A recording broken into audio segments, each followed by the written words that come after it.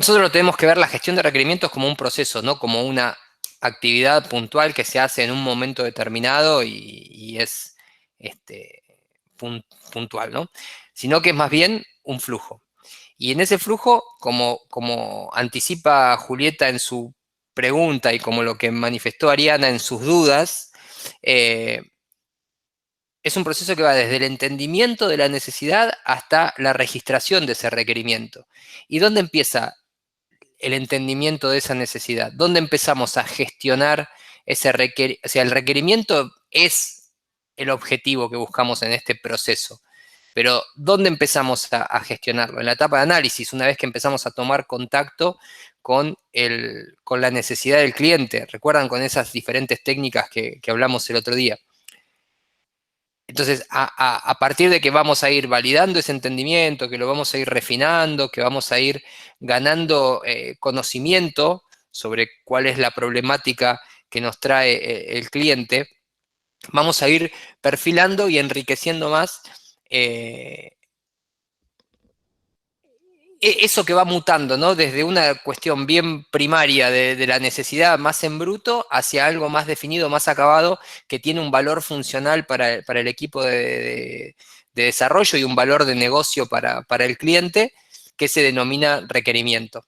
Entonces, yo podría decir que un requerimiento o que la gestión de requerimientos es un proceso que enlaza las etapas de análisis y diseño al comenzar con el entendimiento de la necesidad y a medida que incrementalmente se va refinando, iterativamente, mejor dicho, se va refinando y va incrementándose el valor sobre, que el valor es en definitiva el entendimiento de esa necesidad, se termina plasmando en un requerimiento que alimenta el proceso de diseño o las etapas de diseño y posteriormente las etapas de desarrollo. La etapa de desarrollo siempre son alimentadas por requerimientos, pero la etapa de análisis, perdón, la etapa de diseño es alimentada por requerimientos que ya están validados por el cliente. Entonces, no sé si eso termina de responderte, Julieta, pero en realidad están en una y en otra, de diferentes formas, porque la gestión de requerimiento es diferente a el requerimiento. Si hablamos puntualmente de requerimientos, decimos sí, el requerimiento es un elemento que corresponde a la etapa de diseño, ¿sí? Pero si hablamos de la gestión de requerimientos, y está muy bien porque vos lo enfocaste así en tu pregunta, si hablamos de gestión de requerimientos, estamos hablando de un proceso que abarca esas dos etapas, ¿sí? Yo les voy a pasar este slide y así lo tienen disponible también. ¿Bien? Ok, ¿Aclarada la duda, Julieta? sí. ¿Y Ariana, el sí. requerimiento sigue siendo el output del análisis o no? No, el requerimiento, como output del análisis puede haber diferentes. El requerimiento el output de una, perdón, de análisis no. No, no, no, no.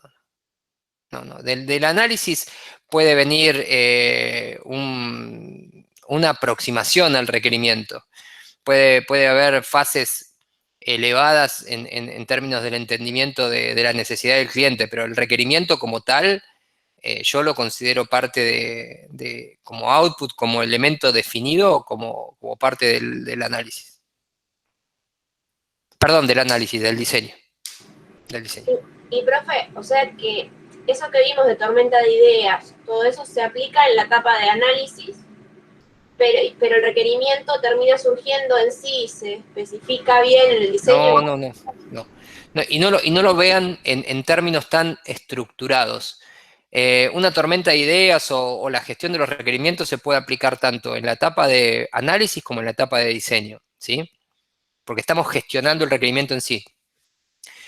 Una entrevista la podés aplicar en la etapa de análisis, cuando necesitas ponerte de cara a la necesidad del cliente y empezar a entenderla.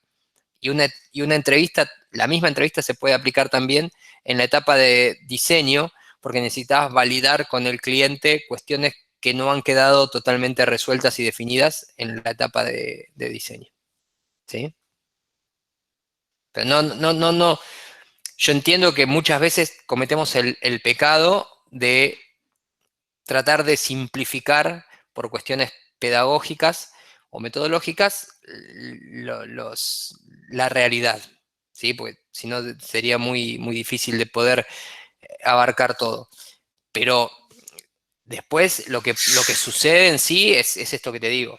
El equipo de desarrollo puede teniendo un mínimo conocimiento de cuál es la necesidad con la que se va a enfrentar con el cliente, puede generar una sesión de tormenta de ideas antes de la reunión con el cliente, como para ir con algo preparado. Y después va y le propone al cliente y entra en contacto con la necesidad de primera mano del cliente y tiene a través de una sesión, de una entrevista o una sesión de trabajo, y después se lleva todo ese material y ya empieza a elaborar propuestas en una etapa de diseño mediante otra sesión de tormenta de ideas para ir y presentarle al cliente propuestas. O sea, son herramientas, imagínate que como que es una paleta de herramientas y que vos vas tomando las que mejor se adaptan a la situación. Bien. ¿Alguna otra duda respecto de lo que es gestión de requerimientos? Profe, ¿te puedo decir a ver si lo entendí? Por favor. Entonces sería como que la gestión de requerimientos como que inicia con el entendimiento de las necesidades y enlaza lo que sería las etapas de análisis y diseño.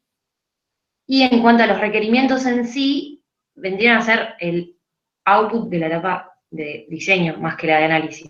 Exacto. Ahí está. Quería saber si lo había entendido. Sí, sí. Bien. Bien, bien. ¿Alguien más? ¿O alguna otra duda respecto de lo que es la gestión de requerimientos en sí? ¿No? Damos curso a lo que es metodologías ágiles, que es el tema que nos ocupa hoy. Bien. ¿Alguno sabe de qué hablamos cuando hablamos de metodologías ágiles?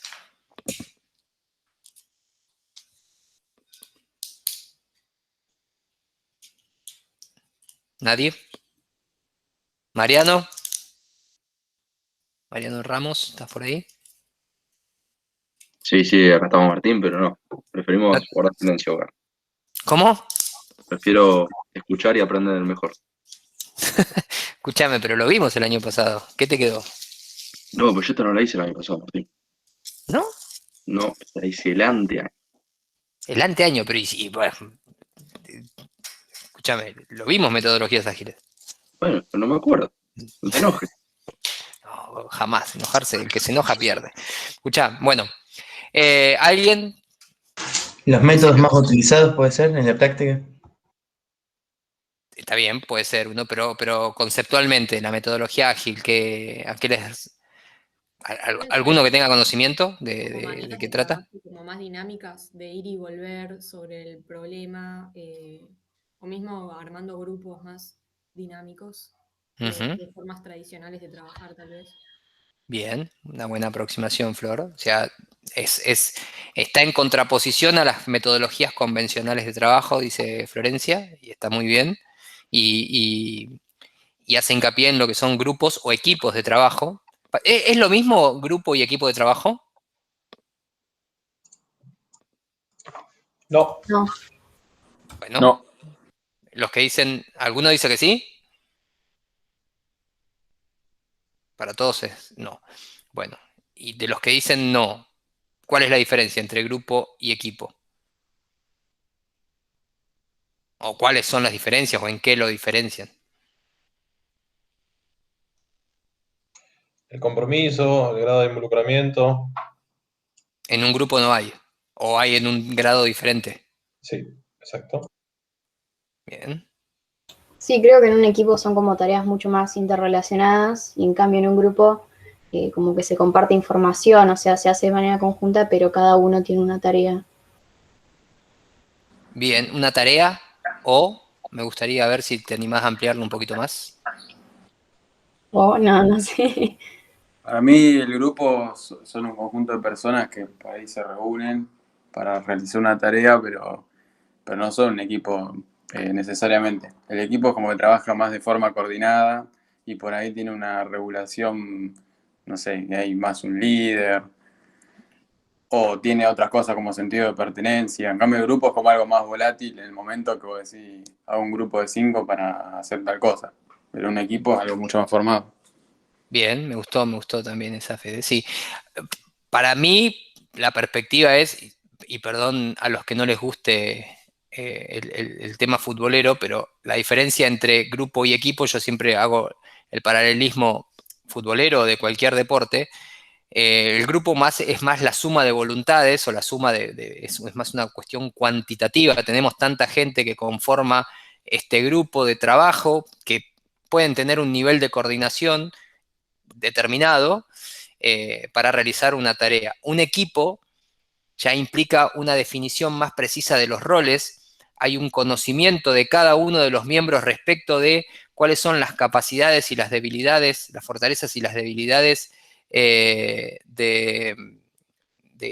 cada uno de los participantes, y en función de eso explotar las mismas o tratar de minimizar las debilidades para lograr un objetivo utilizando por ahí conceptos de eficiencia colectiva, de eficacia, y hay un funcionamiento mucho más articulado, más aceitado en el equipo que en el grupo.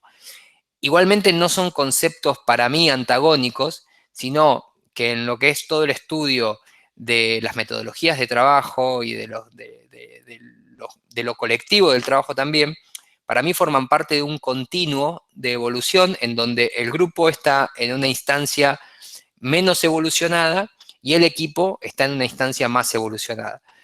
Para mí no existen equipos que no hayan sido grupos antes, y no todo grupo se va a convertir en un equipo.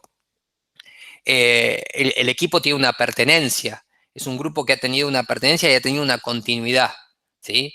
Cuando hay una continuidad se puede profundizar en el conocimiento y se puede, a partir de que ya hay un conocimiento ganado sobre esto que decimos, ¿no? Sobre las capacidades, sobre las habilidades de cada uno, el equipo puede ir evolucionando hacia formas de trabajo más avanzadas, más dinámicas.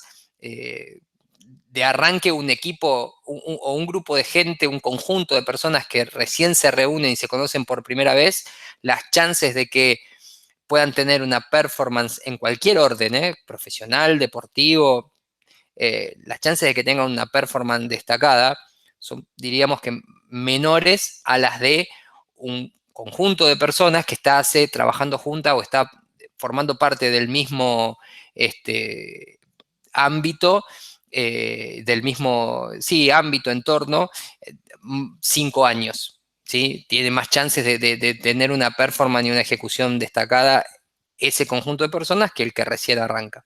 Bueno, nada, quería que tuviéramos este espacio de reflexión porque aplica a un poco lo que vamos a decir. Entonces, metodologías ágiles. Creo que hablamos nosotros varias veces de que los sistemas que nosotros estudiamos son sistemas abiertos. Sistemas abiertos porque interactúan con un entorno que fundamentalmente el entorno organizacional y de los negocios es un entorno cambiante, volátil, que está supeditado a diferentes cambios e impactos que suceden e interrelaciones que a veces es hasta muy difícil de tratar de identificar o de visualizar y de anticipar.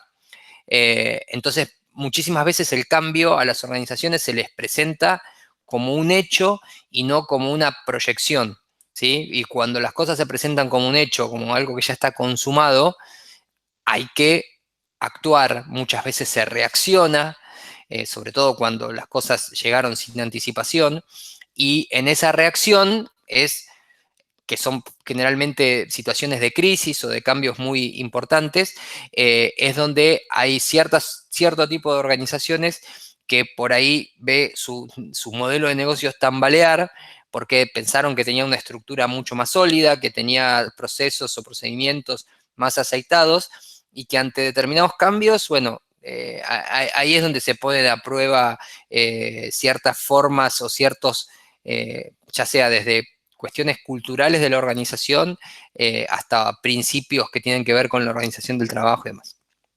Entonces, como respuesta a esto, surgió hace ya casi 30 años un grupo de personas que se juntaron para pensar una forma diferente de encarar específicamente los procesos y yendo más a la especificidad,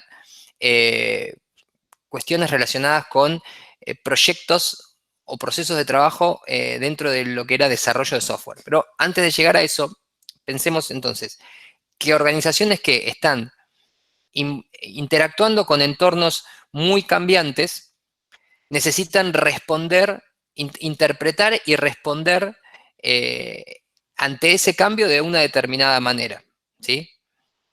Ya vamos a ver de qué manera, pero la necesidad parte por esto, ¿no? Por estar interactuando con un entorno de cambio. Entonces, todo este concepto agile o ágil tiene que ver con esto, ¿no? Con la interpretación de qué es lo que está pasando ahí afuera, ¿sí? Que muchas veces es incertidumbre, y la identificación de esos riesgos o de los riesgos que genera tener que gestionar esa incertidumbre y enfrentarla, que es lo mismo que gestionarla o adaptarse, ¿sí? Hay cuestiones, les pasa a ustedes en la vida cotidiana, todos somos un sistema abierto que interactuamos con el mayor sistema de todos, que es la vida, y algunas cosas nos afectan, algunas cosas nos impactan de manera directa, otras de forma indirecta por impactar en otras cosas que son cercanas a nuestro ambiente, a nuestro entorno más cercano, nuestro microentorno, y algunas de esas cuestiones están a nuestro alcance de la mano modificar, ¿sí? O tener una incidencia, un impacto, y hay otras que no.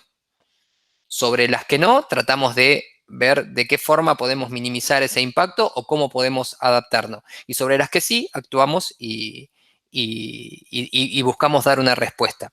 Pero, en definitiva, para las organizaciones es algo similar como sistema abierto, buscar respuestas para poder adaptarse, llegado el momento, a estas situaciones cambiantes. Entonces, este grupo de gente se reunió, pueden buscar la historia, es muy simple y muy poco atractiva, se reunieron porque eran personas que tenían en común que tenían problemas con las metodologías de trabajo aplicadas en lo que eran los ciclos de desarrollo de software, ¿sí? Entonces se juntaron y dijeron, bueno, los problemas que hoy por hoy estamos teniendo son, ahora los vamos a ver, son todos estos. ¿Qué podemos ofrecer, qué podemos proponer para neutralizar este tipo de problemas y focalizarnos en una metodología de trabajo diferente, formas diferentes que nos permitan no solo dar respuestas, sino inclusive ser más eficientes?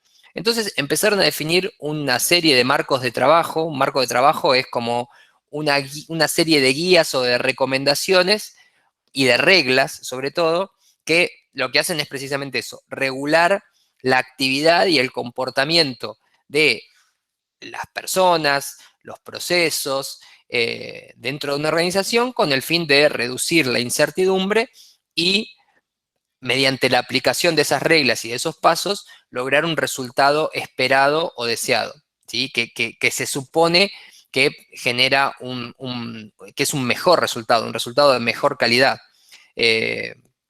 Entonces, definieron una serie de distintos marcos de trabajo y prácticas basándose en una serie de principios y de valores, ¿sí? Como toda, no es una ciencia, es más cerca de ser una técnica, tiene un basamento conceptual, que son valores y principios, sobre los cuales después ellos fundamentaron y articularon las distintas prácticas, ¿sí? Los valores y los principios son la cuestión más etérea o menos tangible. Después las prácticas son lo que se puede palpar dentro de una organización, pero los valores y los principios son lo que sustentan después esas prácticas. El concepto general es la interpretación, es lo que dijimos en el slide anterior, es la interpretación, el entendimiento, la identificación de los focos de incertidumbre, el entendimiento del impacto de esa incertidumbre dentro de la organización y la forma de cómo gestionar esa organización, perdón, esa incertidumbre. Ese es como la espina, la columna vertebral de todo este set de conceptos, de toda esta articulación de conceptos. Después, lo importante, y ahí enlazo con lo que dijo Florencia, es las personas. El foco está en las personas haciendo el trabajo e interactuando, ¿sí? Porque, retomo, el problema que tenía todo este grupo de personas era que había desorganización o que había ineficiencias en la coordinación, en la interacción de los grupos de trabajo, de los equipos de trabajo. ¿Bien? Entonces, va a hacer foco en las personas trabajando e interactuando, y en esos distintos equipos que puede haber dentro de la organización colaborando y con un concepto muy diferente al que se venía aplicando hasta ese momento, que es la autoorganización y lo multidisciplinario. Ustedes piensen que en los principios de los 90, si mal no recuerdo, toda la técnica o la tendencia dentro del mundo del management tenía que ver con, o de la gestión de la administración, tenía que ver con la verticalización. Ser el jefe, ser el subjefe del jefe, el subgerente, el gerente, el subdirector, el director. Había toda una cadena, un verticalismo muy, muy fuerte dentro de las organizaciones, y además ese verticalismo agrupaba por rama profesional o por área de conocimiento. Entonces estaban todos los contadores por acá, estaban todos los que tenían conocimientos en diseño, estaban todos los que tenían conocimientos en marketing, todos los que tenían conocimientos, ¿sí? Estaban verticalizados de esa manera.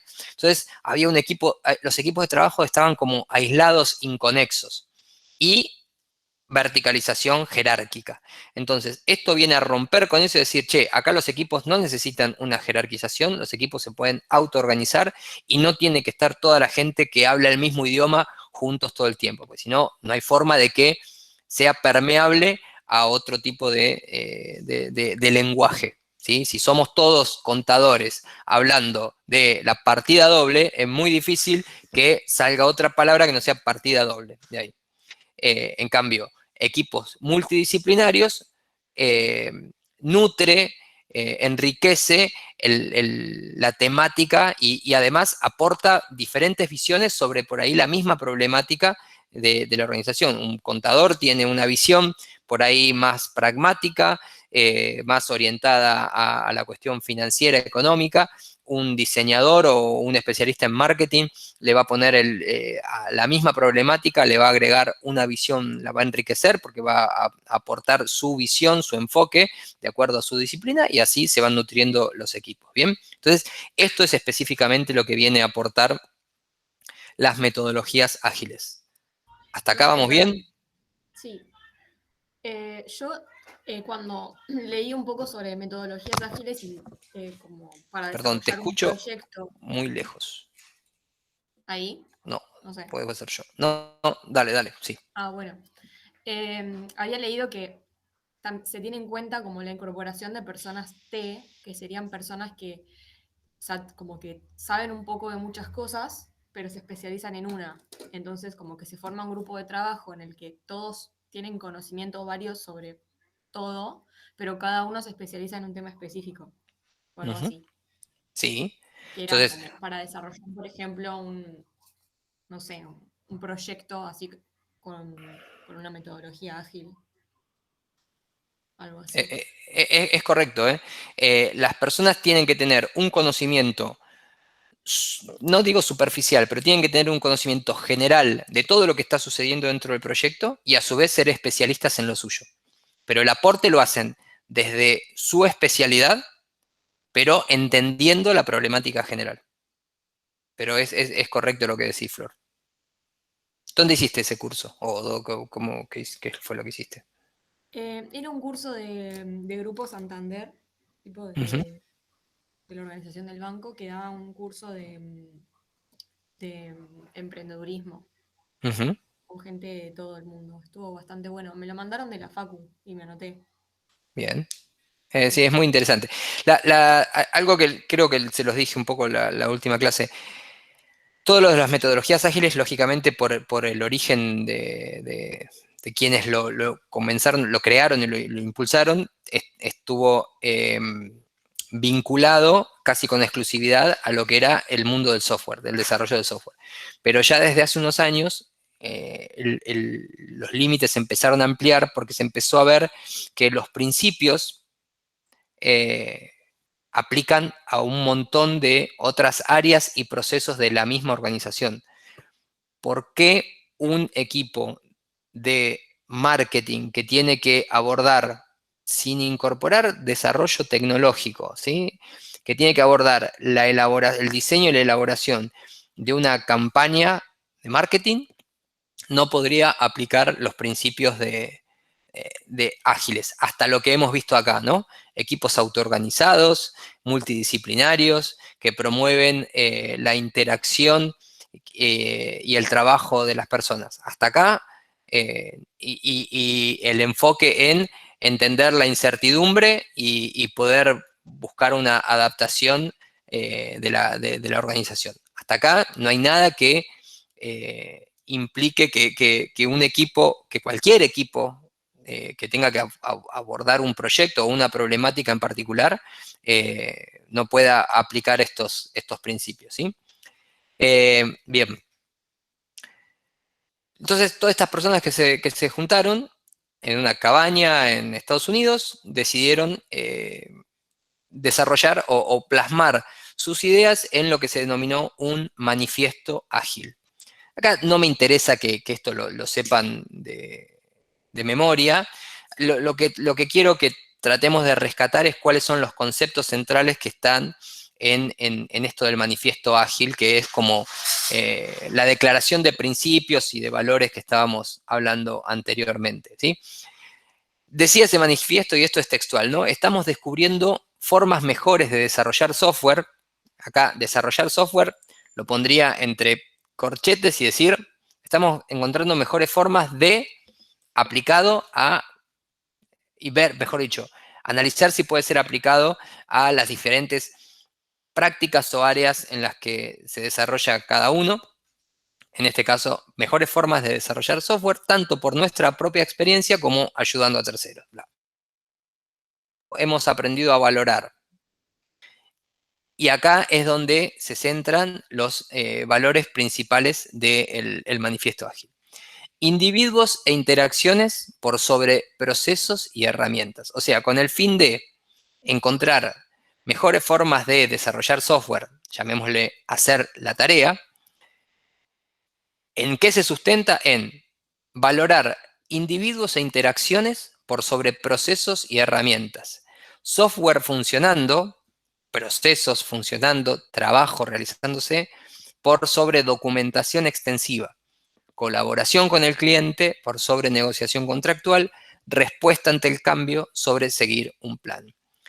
Y finalizan diciendo, esto es, aunque valoramos los elementos de la derecha, que son, imaginemos que todas las palabras sobre son el eje que divide la derecha de la izquierda. Entonces, aunque valoramos los elementos de la derecha, que quiere decir, aunque reconocemos el valor que tienen los procesos, las herramientas, la documentación, la negociación, un plan, valoramos más los de la izquierda. O sea, con el objetivo de desarrollar mejores formas para aplicar a las técnicas de trabajo, van a valorarse más los componentes de la izquierda que los de la derecha. Y vayamos al uno a uno de cada uno de estos.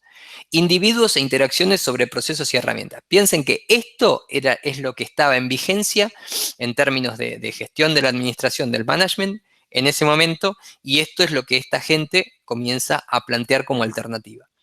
Procesos y herramientas. Todo tenía que ser encapsulado y contenido dentro de un proceso, de un procedimiento, de algo que determinaba las pautas y las reglas de cómo debía hacerse cada cosa. Y era muy estricto, muy férreo, encorsetaba.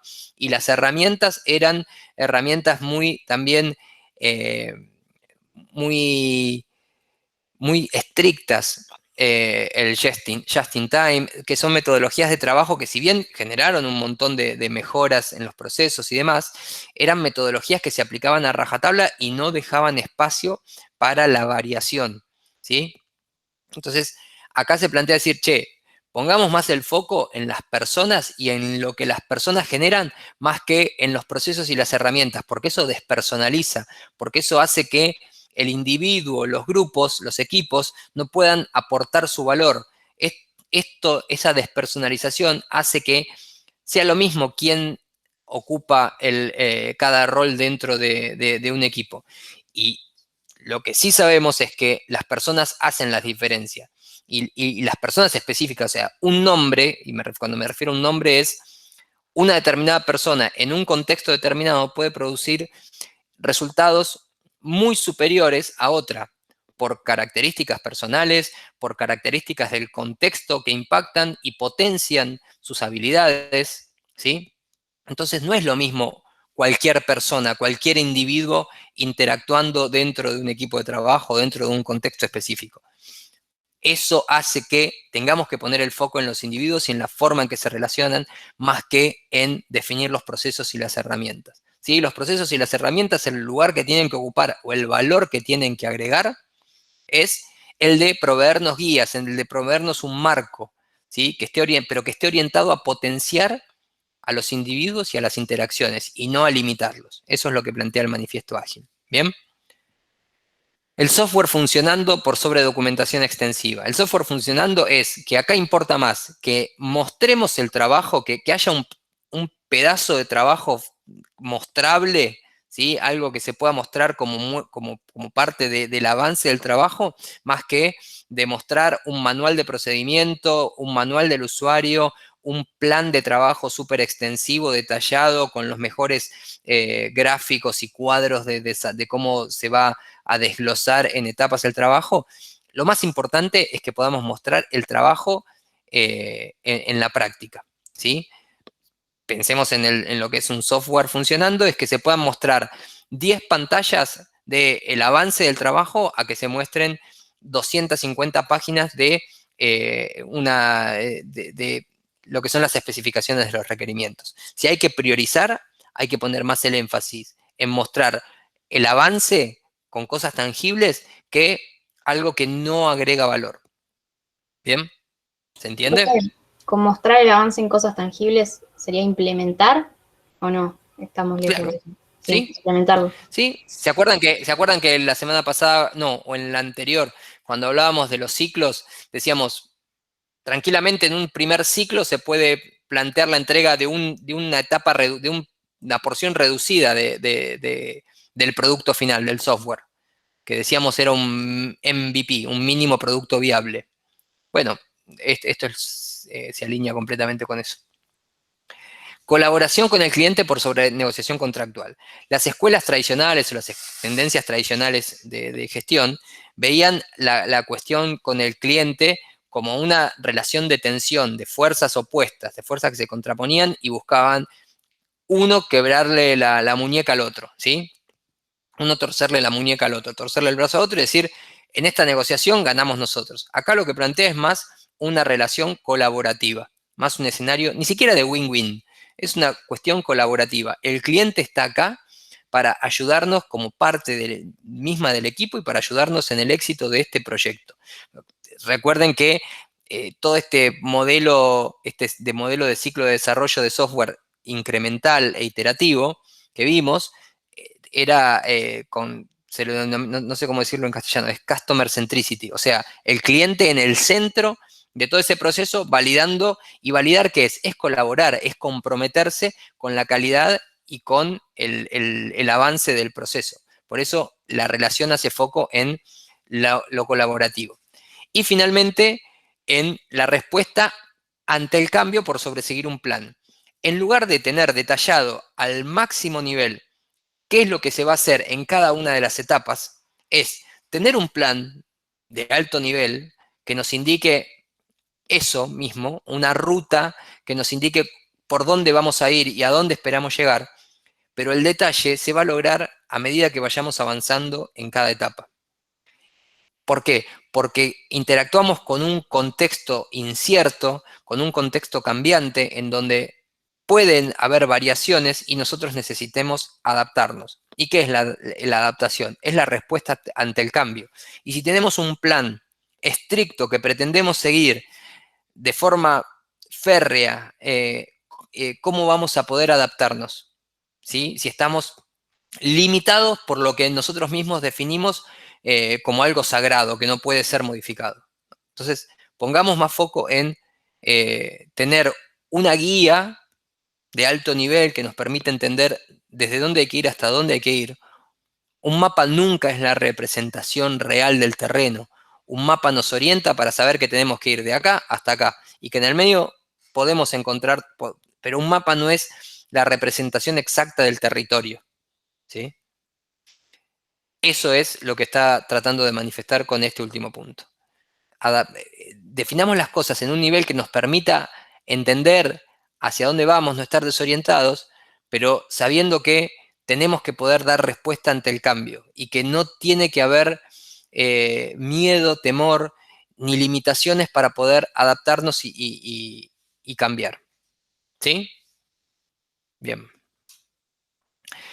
Todos estos valores se sustentan además o se empiezan a plasmar en distintos principios ágiles, en 12 principios ágiles. Los vamos a repasar. Esto ya es entrar en un mayor nivel de detalle.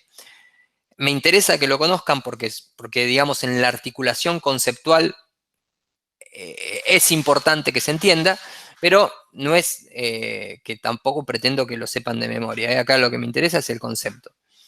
Vamos leyéndolos uno por uno y los vamos analizando. El primer principio habla de que nuestra mayor prioridad es satisfacer al cliente mediante la entrega temprana y continua de software con valor. Siempre que pensemos en esto, pensemos en ese esquema cíclico del ciclo de desarrollo de software. Cíclico e incremental. Satisfacer al cliente mediante la entrega temprana. ¿Por qué? Porque queremos poder disponibilizarle software funcionando lo más rápido posible. Y lo más rápido posible implica que tratemos de segmentar esas porciones de producto, ¿sí?, que agregan valor, de la forma en que le podamos entregar valor de la manera más rápido al cliente, ¿sí? Y de forma continua, porque tenemos que planificar y plasmar e implementar nuestro proceso de desarrollo de tal manera que se genere un flujo continuo desde que comenzamos a tomar conocimiento de las necesidades del cliente y generamos la primera entrega hasta que, y ese flujo continúa incrementando valor a partir de esa primera entrega. Seguramente incorporando feedback del cliente que nos haga incorporar cambios, también incorporando cambios que puedan venir del entorno, pero ese ciclo no puede verse interrumpido en ningún momento hasta satisfacer totalmente las necesidades del cliente y decir, bueno, este es el producto final. ¿Bien? Ustedes me van parando si hay alguna duda, pero así los vamos repasando. Aceptamos que los requisitos cambien incluso en etapas tardías de desarrollo. Los procesos ágiles aprovechan el cambio para proporcionar ventaja competitiva al cliente. Recuerden que en el modelo secuencial, ¿sí?, o escalonado, nosotros tratábamos de definir cada una de las fases de forma completa y al cliente lo veíamos en la primera etapa cuando nos definía totalmente los requerimientos y lo veíamos al final cuando le entregábamos el desarrollo finalizado. Y ahí es donde nos encontrábamos con cambios en los requisitos. Pero ¿qué pasa? Teníamos todo el proceso ya desarrollado. Acá, y eso generaba un costo muy grande para poder volver a generar una entrega. En un concepto cíclico, en un modelo cíclico de desarrollo, los cambios van a venir y los requerimientos pueden cambiar en cualquier momento. Y nosotros, como tenemos ese ciclo aceitado y en funcionamiento de forma permanente, ese flujo continuo, podemos incluso incorporar cambios en etapas finales. O sea, imagínense que subdividimos el producto total en 4 entregas parciales.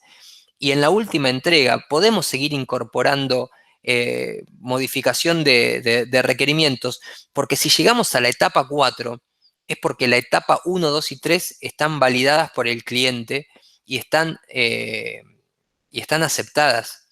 Obviamente puede cambiar algo esencial, crucial para la naturaleza del producto que estamos desarrollando, y eso puede implicar retrasar o recomenzar el proyecto en alguna instancia que creíamos cerrada. ¿Sí? De todas maneras, siempre el costo de retrabajar va a ser menor en este tipo de metodologías que en las metodologías tradicionales. Entonces, el cambio no es una mala palabra, no es un riesgo. El cambio es algo con lo que tenemos que poder gestionar y lidiar en todo momento de la etapa del desarrollo. Bien, obviamente los impactos de los cambios son diferentes, no todos van a impactar de la misma manera, pero teniendo este proceso aceitado y manteniendo una comunicación, ahora lo vamos a ver más adelante, una comunicación abierta y permanente con el cliente, el impacto inclusive va a ser menor si nosotros le damos visibilidad al cliente de qué es lo que sucedería con los cambios que nos está pidiendo. En muchos casos lo que puede llegar a pasar es que digan, bueno, terminemos esto de la manera que está y después evaluemos de qué forma podemos incorporar estos cambios. Y de esa manera no se atrasa el ciclo total, ¿bien? Entregamos software funcional frecuentemente, esto tiene que ver con entrega temprana y continua, entre 2 semanas y 2 meses, con preferencia al periodo de tiempo más corto posible. Esto tiene que ver con la forma en que se estructuran los ciclos de trabajo. Generalmente los ciclos de trabajo se estructuran en ciclos de 2 semanas que se llaman sprints, ¿sí?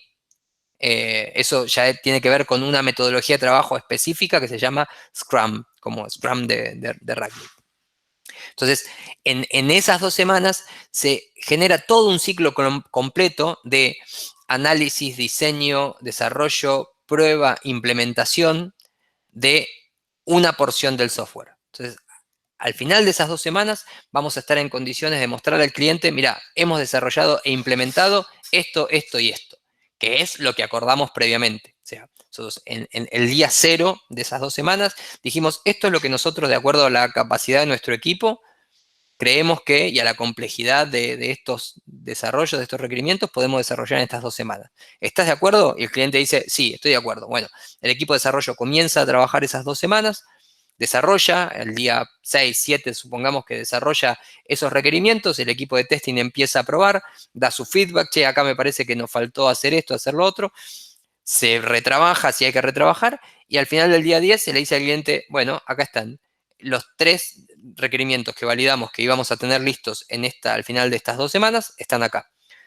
Se hace una reunión con el cliente, se le muestra, se le dice, ¿qué te parece? Me parece que esto habría que haberlo hecho de esta manera. ¿Viste? Yo te dije, bueno, nada, interacciones, vuelve ese feedback a formar parte del nuevo ciclo de desarrollo, o sea, de las próximas 2 semanas. Y así se va planificando todo el ciclo completo de trabajo. ¿Bien?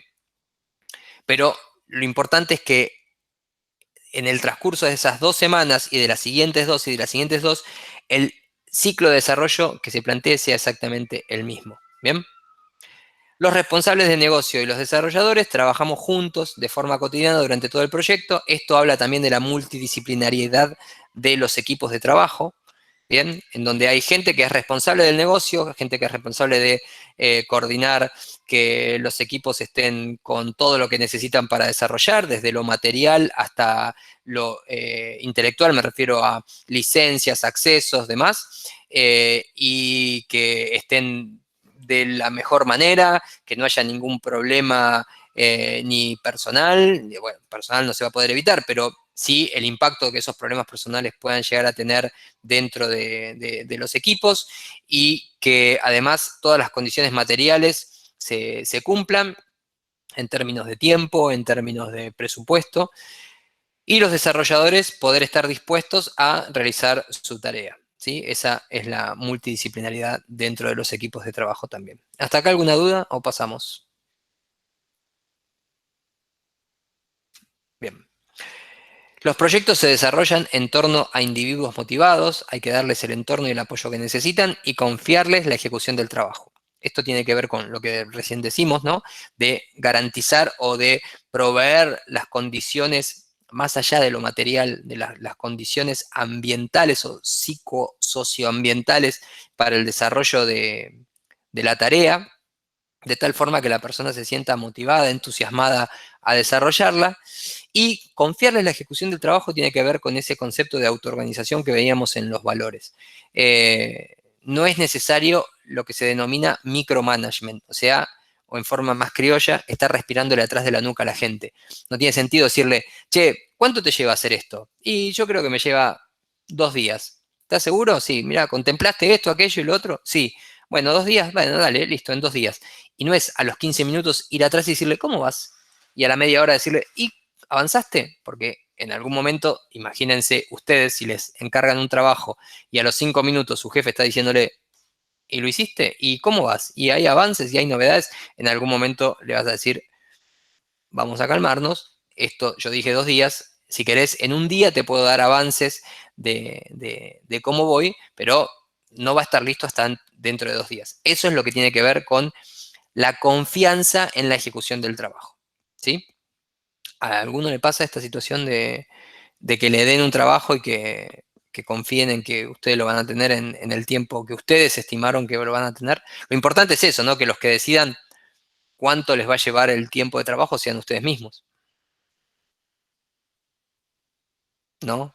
¿Qué pasa, Verónica? ¿Qué te dicen? ¿No te confían a vos? No, no es que no me confían, es que tengo otro tipo de trabajo, y más rutinario, con fechas de entrega pactadas. Pactadas. ¿Y qué pasaría si hay algún inconveniente en la entrega de esa fecha, en la concreción de esa fecha? ¿Qué se hace? Intereses, trabajo en un estudio contable, las fechas las pacta FIP, son los vencimientos, o sea, Está bien, pero las cosas pasan. Y las cosas pasan. puede pasar que se caiga un sistema, puede pasar de que no puedas terminar una liquidación. No, o sea, las veces que se han caído los sistemas o que se han retrasado, por ahí se postergan las fechas de vencimiento, ha pasado con las cargas sociales, muchas veces últimamente las postergaron, y después vos, o sea, el estudio no puede no cumplir con las fechas pactadas para las presentaciones de los impuestos. Y no O haces de, ninguna otra tarea que no tenga que ver con la presentación, o sea, con trabajar con fechas externas, no trabajás con ninguna tarea que tengas que cumplir internamente. eh, no sé, al principio de mes hago recibos de sueldo, liquido sueldos.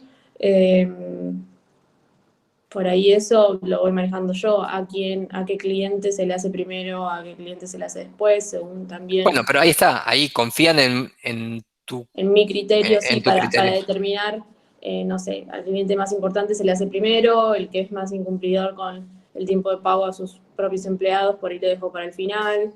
Eh, sí, Bien. por ahí son criterios que los decido yo. Imagínate a la inversa, si tuvieras al responsable del estudio cada 40 minutos preguntándote por el avance de los recibos de sueldo. Sí, Lo no, diferente que sería. no, no, no, No no. querés ni pensarlo, está bien. No, porque no te da ni tiempo a pensar, tenés que sentarte y pensar, y si tenés a alguien encima, no puedes estar, no te puedes ni concentrar. Totalmente de acuerdo. Eso es lo que trata de evitar, o que lo que propone este grupo de principios a través de esta metodología. Otro muy importante, ¿no? Hablamos recién de la comunicación o lo esbozamos. El método más eficiente y efectivo de comunicar información al equipo de desarrollo y entre sus miembros es la conversación cara a cara. Los mails están muy bien para dejar plasmado alguna cuestión formal. eh, los grupos de WhatsApp, Hangout, Slack y cualquier otra aplicación son muy importantes, pero la comunicación uno a uno, cara a cara, para trasladar una observación, una preocupación, cualquier situación es la mejor forma de comunicación. Siempre dando por descontado que hay un valor tácito de respeto en las maneras, ¿no? Que por más que lo resalte y que por ahí parezca algo como, ¿qué está diciendo? O sea, si todo el mundo tiene que hablar con respeto. Bueno, se asombrarían de las situaciones por las que uno puede pasar con gente, ¿no? Trabajar con gente tiene eso, que la gente tiene diferentes maneras y que su forma de dirigirse a veces no está de acuerdo con normas o convenciones básicas. Y aún más, les digo, si tienen la oportunidad de trabajar con gente de diferentes culturas totalmente ajenas a las nuestras, también hay que hacer un esfuerzo de adaptación en la forma de comunicación. Yo me acuerdo que trabajé con un equipo de México y yo notaba que cada vez que terminaba de organizar la reunión y de pedirle a cada uno el estatus de cuál era el avance en cada día, a medida que iba avanzando el proyecto era cada vez menos lo que me hablaban. O sea, cada vez el estatus se iba reduciendo a monosílabos. De, sí, voy bien. No, sí, pero hiciste tal cosa.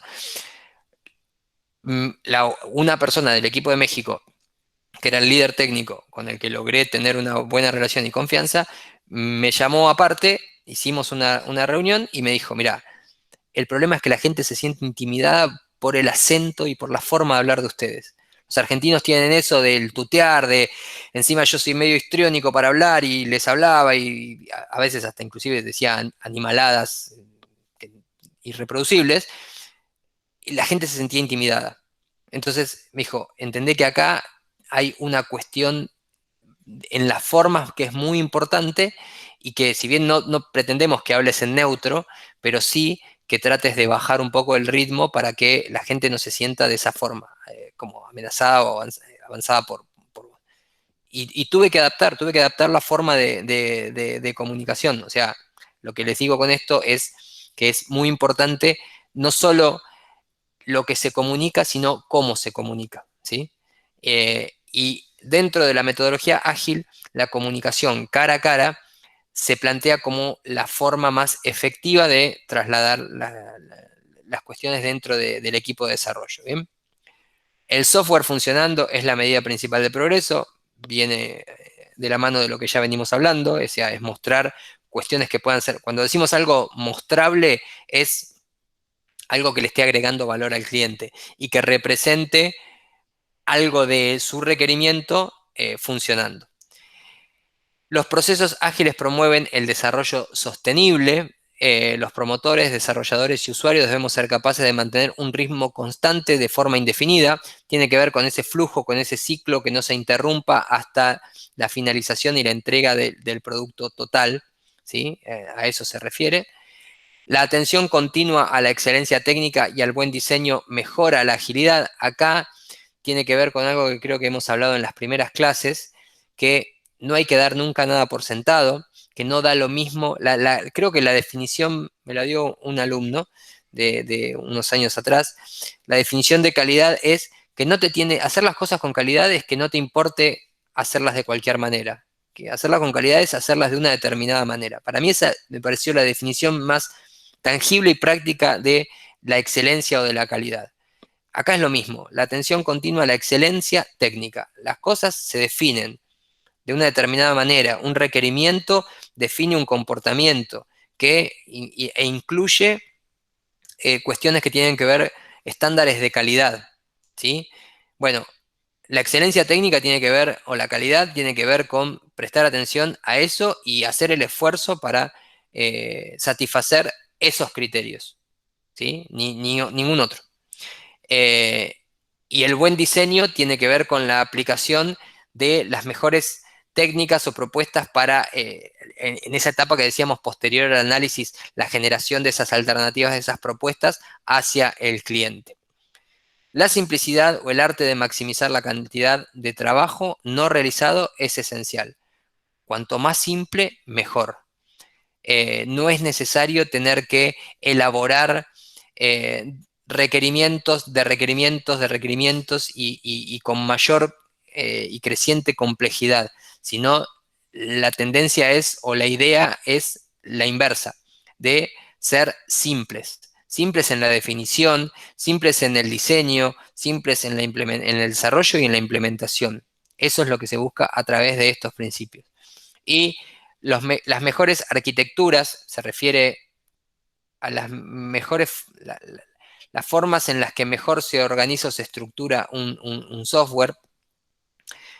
Esos requisitos y requerimientos es lo mismo, y diseños emergen de equipos autoorganizados, y le agregaría interdisciplinarios, ¿sí? O sea, que los mejores productos provienen de equipos autoorganizados y multidisciplinarios. Y a intervalos regulares, el equipo tiene que reflexionar sobre cómo ser más efectivo para ajustar a continuación y perfeccionar su comportamiento en consecuencia. Vieron que les dije que segmentábamos el trabajo, o a través de estas metodologías se segmenta el trabajo en 2 semanas habitualmente. Bueno, la idea es que al final de esas 2 semanas el equipo se junte a través de una ceremonia o un evento que se denomina retrospectiva, y todos en forma conjunta y sin ningún tipo de límite y restricción más que el respeto, realicen una evaluación sobre lo que fueron esas 2 semanas de trabajo, sobre lo que se hizo bien y cómo potenciarlo o continuarlo, sostenerlo, lo que se hizo mal y cómo evitarlo y modificarlo, y el plan de acción correspondiente. Eso es una ceremonia, un evento que se denomina retrospectiva y que tiene lugar cada 2 semanas. Y eso implicaría un espacio de reflexión y de mejora para los equipos. Bien aplicado, son reuniones que son muy, muy productivas y que no solo tienen el beneficio de generar mejoras sobre el trabajo, sino que además tienen el beneficio de cómo contribuyen a construir eso que decíamos antes, la diferencia entre grupos y equipos. Colabora mucho en esa conformación del equipo, ¿sí? ¿Dudas hasta acá? Acá terminamos con lo de principios ágiles. ¿Dudas? ¿No? ¿Nada? No. Y esto es lo que les decía respecto de el framework, por ahí el más popularizado, que es la metodología de trabajo Scrum. ¿Bien? No significa nada esta sigla, no es ningún acrónimo ni nada.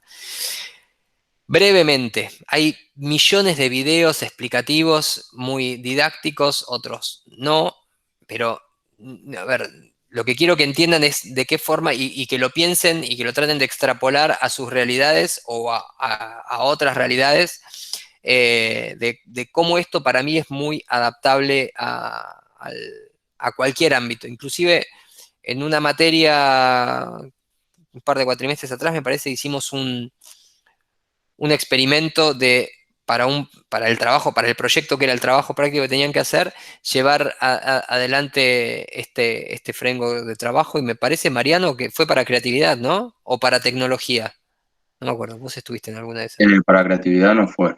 Para tecnología, me parece, ¿no? Sí. Y salió, bueno, me pareció como que salió. Y llegamos a hacer hasta una retrospectiva y todo, ¿no? No recuerdo. Me sé que creatividad no fue. Bien, bueno. No me acuerdo mucho. Me parece que fue para tecnología. Bueno,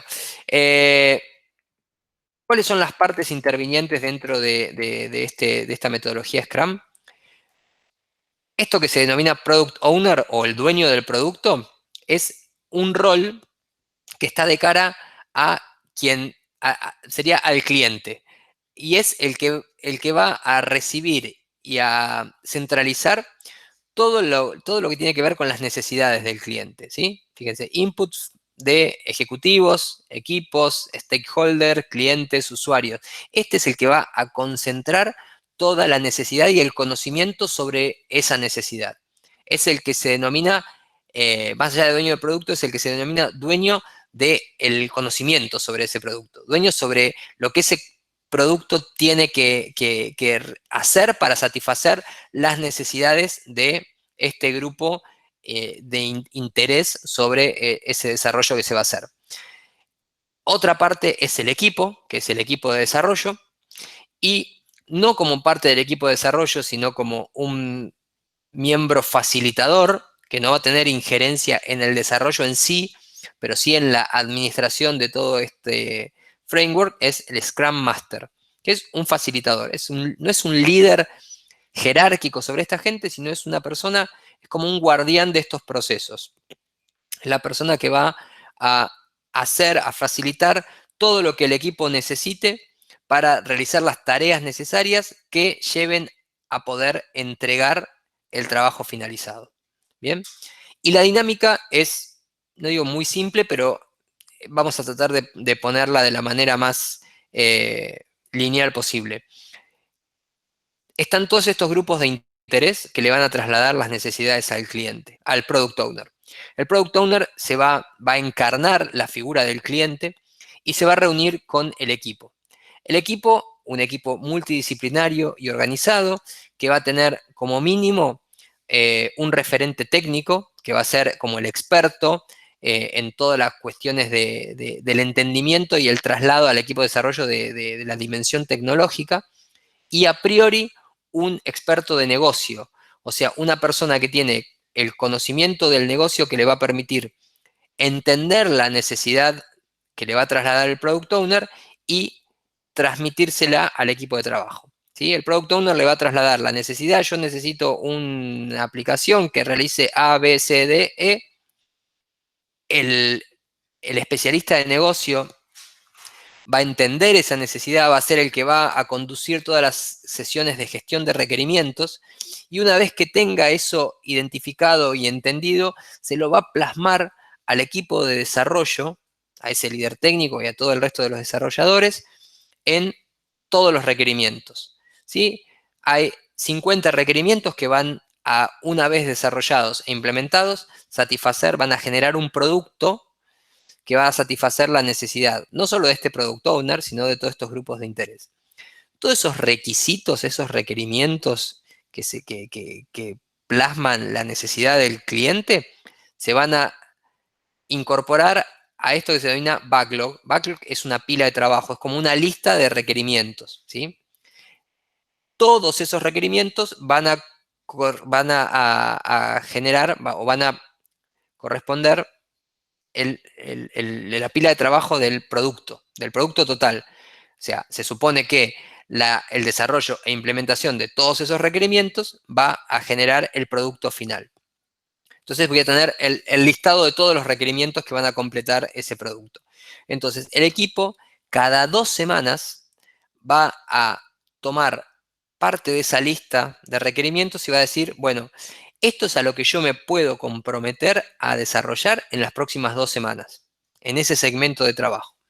Y una vez que lo definen y lo aprueba el Product Owner, van a comenzar esas 2 semanas de trabajo, en donde, coordinados por el Scrum Master, van a priorizar que el requerimiento 1, 2 y 3 va a ser el que se va a desarrollar en esas primeras 2 semanas, y, bueno, quién va a desarrollar cada una de las tareas. Y eso es lo que van a realizar en esas 2 semanas. Dentro de este equipo, recordemos que también hay alguien del área de testing, porque recuerden que hay que hacer pruebas, ¿sí? Entonces, porque acá estamos llevando a la práctica todo ese ciclo de desarrollo que vimos hace 2 clases atrás. Bueno, se plasma acá, en 2 semanas. Acá dice de 1 a 4 semanas porque es lo que veíamos que plantea el manifiesto ágil, pero generalmente es de 2 semanas. Entonces, en 2 semanas se van a definir en el mayor nivel de detalle posible, acá sí, en el mayor nivel de detalle posible, esos 3 requerimientos que el equipo acordó poder desarrollar. Se van a desarrollar y se van a probar y se van a implementar, ¿sí? Eso es lo que va a suceder en este primer círculo. Ahora, diariamente lo que va a suceder, esto que dice acá cada 24 horas, es que el equipo va a tener una reunión diaria de avance de trabajo, ¿sí? Todos los días, durante esas 2 semanas o durante esos 10 días hábiles, el equipo se va a reunir todos los días para decir, bueno, ayer hice esto, hoy voy a hacer esto, tengo un problema con esto o lo otro, o no tengo ningún problema y va todo bien, de acuerdo a lo esperado. ¿Por qué? Porque si hay algún problema, es esta persona, el Scrum Master, el que tiene que tratar de solucionarlo. Por él o a través de otra persona que venga y sea el especialista. Si tiene un problema con, no tengo accesos a esta plataforma sobre la cual tengo que hacer el desarrollo. Bueno, esta persona, si no tiene los conocimientos, se va a tener que contactar con alguien que le provea a ese desarrollador que tiene el problema de los accesos necesarios. Ese es el rol de cara al equipo, de cara al cliente, es el que va a dar visibilidad del avance, ¿sí? A través de diferentes informes de avance del proyecto, le va a dar visibilidad al Product Owner de qué es lo que se está completando en esas 2 semanas de trabajo. Bien. Finalizadas esas 2 semanas, se le va a mostrar al cliente parte de ese trabajo, o sea, lo que es el entregable, el output de ese trabajo. Bien. Se llama Sprint Review. Acuérdense que estas 2 semanas se denominaban sprint. El producto final de ese sprint se va a someter a una demostración al cliente, se le va a hacer una demo al cliente. Se denomina review o demo, en donde se le va a mostrar al cliente, mira, esto es lo que desarrollamos estas 2 semanas, ¿qué te parece? Opiniones, feedback, está todo mal, está todo bien, lo que quiera decirle. Y ese feedback va a ser incorporado, en el caso de que haya, acá, ¿sí? Como nuevos requerimientos o como modificaciones tal vez a los requerimientos restantes. Y finalizadas esas 2 semanas también se va a hacer la retrospectiva, que era esta otra actividad que les decía, que se realiza cada 2 semanas con el fin de identificar sobre todo identificar las áreas de mejora que el equipo debería implementar para ser más eficientes y optimizar su proceso de trabajo. Obviamente, estas retrospectivas, la primera va a tener una calidad y una determinada dinámica, y en un proyecto de 1 año, haciendo esta reunión cada 2 semanas, se supone que el equipo debe haber evolucionado, o el conjunto de personas debe haber evolucionado de tal manera de ser un equipo en el cual las áreas de mejora ya no sean por cuestiones que estén saliendo mal, sino por potenciar las cosas que están saliendo bien. ¿Bien? Y con la consecución y la repetitividad de todos estos ciclos, en un punto se llega a entregar el trabajo de forma final. ¿Bien? No espero que lo entiendan de inicio a final, es simplemente un esbozo. Esto no les voy a tomar cuestiones que tienen que ver con el framework Scrum, es simplemente presentárselo para que entiendan que hay una forma diferente de abordar los trabajos que se realizan dentro de una organización.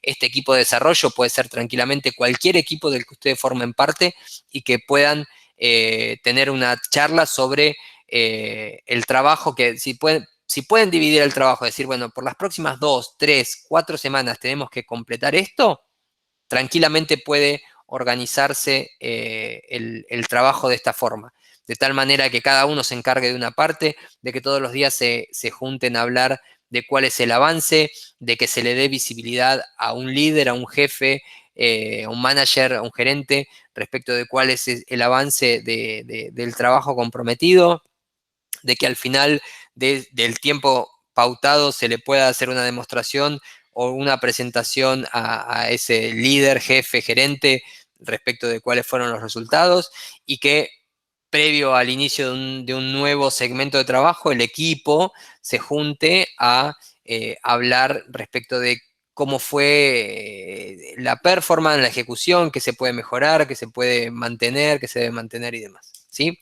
Eso es lo que yo creo, esa estructura es la que creo que es extrapolable a casi cualquier proceso de trabajo dentro de una organización, ¿bien? Con sus particularidades, pero todo creo que puede ser adaptable. Y me parece que lo que agrega valor esto es que genera muchísima más dinámica y sentido de pertenencia para los miembros del grupo. Pero eso ya es más una opinión personal, basada también en haberlo y experimentarlo en el día a día y ver los beneficios que promueve esto. Bien, y con esto damos por finalizado lo que son los ejes temáticos de la cursada. ¿Bien?